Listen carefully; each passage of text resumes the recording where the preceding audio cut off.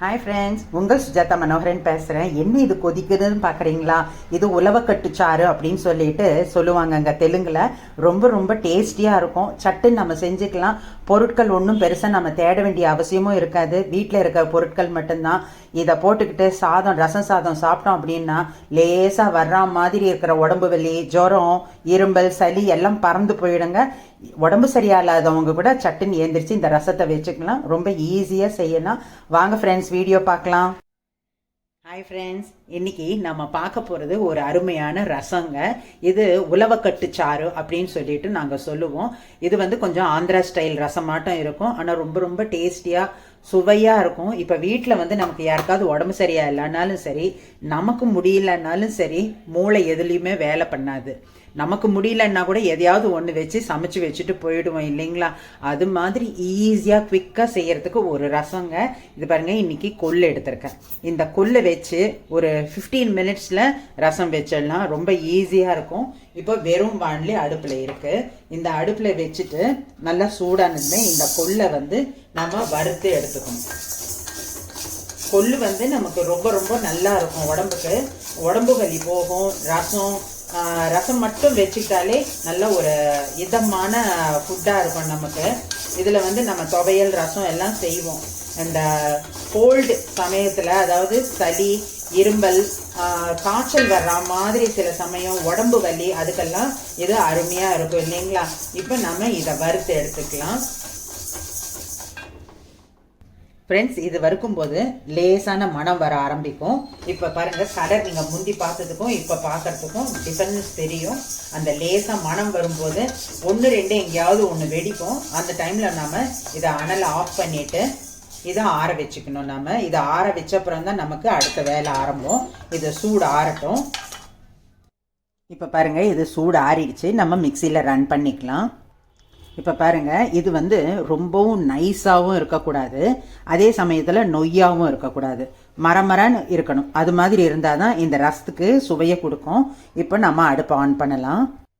Friends, இப்போ நம்ம அடுப்பை ஆன் பண்ணிட்டோம். அடுப்பை ஆன் பண்ணும்போது இந்த மாவு நம்ம அரைச்சி வச்சுருக்கோம் இல்லையா, இதில் தண்ணி விட்டு நம்ம கரைச்சிக்கணும். கரைச்சி ரெடியாக வச்சுக்கலாம்.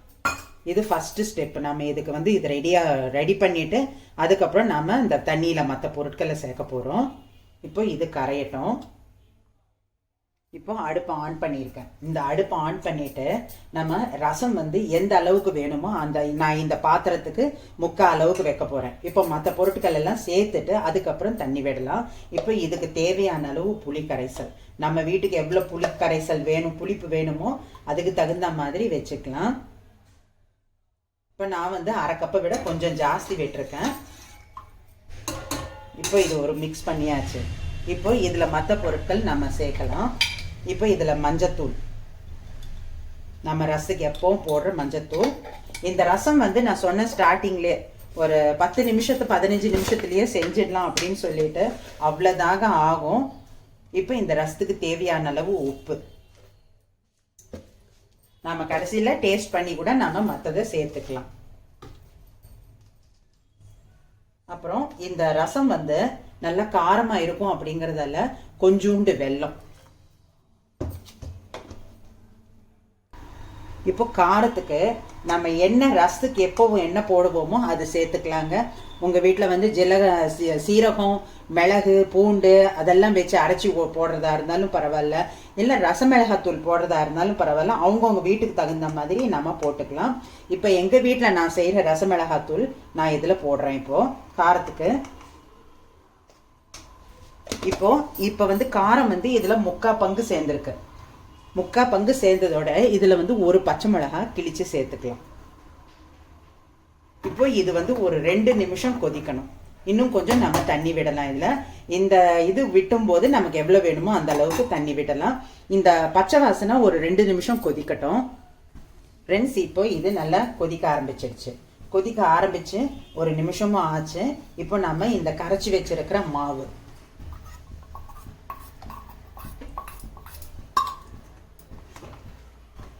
இது இப்படி கலந்து விட்டுடணும்.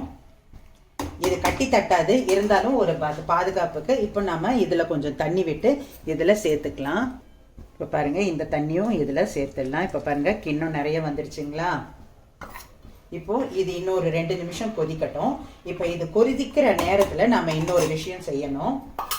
இப்போ பாருங்க, வாண்லி வச்சிருக்கேன் இங்க, அதே வாண்லி. இப்போ இதுக்கு வந்து எண்ணெய், நல்லெண்ணெய் ஒரே 1 ஸ்பூன் அளவுக்கு நான் விடுறேன். இதுக்கு நல்லெண்ணெய் தாங்க விடணும், நல்லெண்ணெய் விட்டாதான் டேஸ்டாவும் இருக்கும். இப்போ எண்ணெய் நல்லா சூடாயிடுச்சு. நான் இதுல கடுகு போடுறேன். கடுகு, வாசனைக்கு ஒரு 4 மிளகு, ரொம்ப இல்லை 4-5 தான் போடுறேன் நான். இதோட சீரகம் கொஞ்சம்,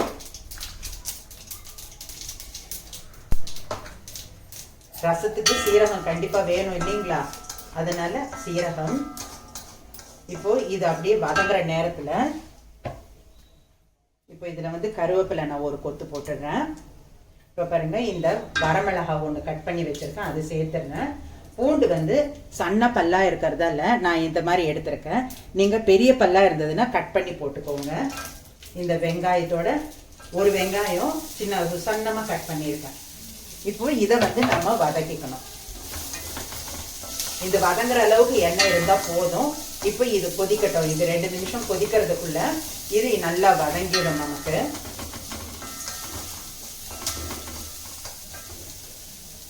இப்போ பாருங்க, வெங்காயம் வதங்கிடுச்சு.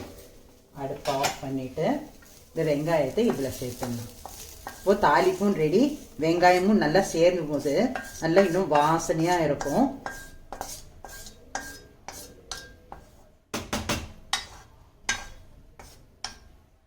உங்களுக்கு நேரம் இருந்தது அப்படின்னா சின்ன வெங்காயம் கூட போட்டுக்கலாம், நம்ம விருப்பம் தான். இப்போ நம்ம இது ஒரு தடவை டேஸ்ட் பண்ணிடலாம். இப்போ இது 10 நிமிஷமா கொதிச்சிட்டு இருக்கு. இப்போ நம்ம அந்த வெங்காயம் அடுப்புல போட்டதுல இருந்து இது கொதிச்சிட்டு இருக்கு. அந்த பொடி போட்டப்புறம் இது டேஸ்ட் பண்ணிடலாம். ஃப்ரெண்ட்ஸ், காரம் கரெக்டா இருக்கு, உப்பு மட்டும் பத்தல, அதனால கொஞ்சோண்டு உப்பு போடுறேன்.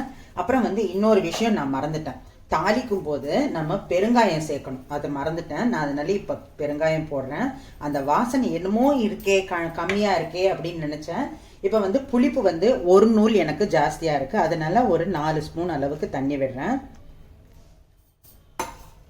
இப்ப நம்ம வந்து டேஸ்ட் பண்ணும்போது இருக்கிற புளிப்பும் சாதத்துல போட்டு சாப்பிடும் போதும் புளிப்பும் மாறிடும். இப்போ முதல்ல நான் வந்து தூக்கலா இருக்கிற மாதிரி இருந்துச்சுனாலும், ரொம்ப தூக்கலா இருந்தா இது மாதிரி சரி பண்ணுங்க. இல்ல ஓரளவு 1 நூல் தூக்கலா இருக்கு அப்படின்னா அப்படியே விட்டுடுங்க ஃப்ரெண்ட்ஸ். இது என்னோட அனுபவம், அதனால நான் சொல்றேன். ஏன்னா இப்ப வந்து நம்ம தண்ணியை ஊத்திட்டோம்னு வச்சுக்கோங்க, அப்புறம் வந்து ரசம் வந்து சப்புன்னு ஆயிடும். என்ன காரம் உப்பு மட்டும்தான் இருக்கு, புளிப்பே இல்லை அப்படின்னுவாங்க, அது மாதிரி இருக்கும். அதனால நம்ம அது மாதிரி செய்யணும், பார்த்துக்கோங்க.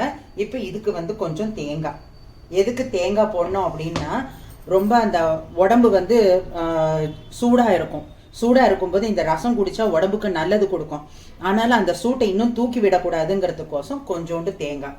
இது நம்ம விருப்பம் தான் ஃப்ரெண்ட்ஸ். இப்ப லாஸ்ட் டச் கொத்தமல்லி இது போட்டு அடுப்பு ஆஃப் பண்ணிடலாம். இப்போ இந்த ரசம் வந்து டக்குன்னு ஆயிடும். நம்ம குக்கர்ல வந்து சாதம் வச்சுட்டு இந்த ரசம் செஞ்சோம் அப்படின்னா சாதம் வந்து ஃபினிஷ் ஆகி நம்ம ஸ்டீம் எடுக்கிறதுக்குள்ளேயே ரசம் தாராளமாக முடிஞ்சு நம்ம ஸ்டீம் முடிகிற வரைக்கும் வெயிட் பண்ணணும் நாம. அது மாதிரி சட்டுன்னு செய்கிற ரசம் இது. வந்து இந்த ரசத்தில் வந்து இன்னொரு ஸ்பெஷாலிட்டி என்ன அப்படின்னா, இந்த ரசம் வந்து கொஞ்ச நேரம் கழிச்சு திக்னஸ் கொடுக்கும். ஒரு 2 மணி நேரத்துக்கு முன்னாடி நம்ம இந்த ரசத்தை செஞ்சு வச்சுட்டோம் அப்படின்னா சாப்பிடும்போது அருமையான டேஸ்டா திக்கா அந்த வெங்காயம் அதெல்லாம் நல்லா ஊறி அதில் ரசத்தில் ஊறி அந்த கொள்ளோட வாசனை இன்னும் நல்லா என்ஹான்ஸ் ஆகி சூப்பராக இருக்கும் ஃப்ரெண்ட்ஸ். ட்ரை பண்ணி பாருங்கள். ரொம்ப குவிக்காக செய்யக்கூடிய ரசம், காலையில் ஆஃபீஸு போகிறவங்க கூட சட்டுன்னு நம்ம செஞ்சு வச்சுட்டு போகலாம்.